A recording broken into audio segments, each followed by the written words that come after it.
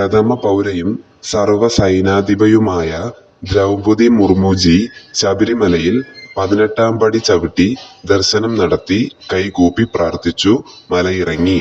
പക്ഷേ അകമ്പടിയായി പോയ 2 കൈയും തളർന്ന ദേവസ്വം മന്ത്രിക്ക് വേണ്ടി കൈകൂപ്പി പ്രാർത്ഥിച്ച ഭക്തജനങ്ങൾക്ക് നന്ദി.